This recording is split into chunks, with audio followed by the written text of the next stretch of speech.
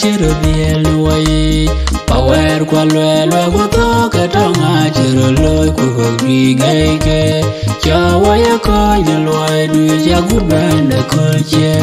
du wa cho chiro garang binon put garang mana pian pian be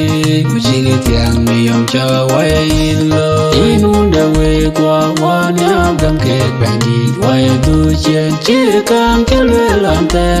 yo era be gono ngokai kukulje wa gara be dal jage wa kai du wa cho chiro garang binon put garang mana pian pian be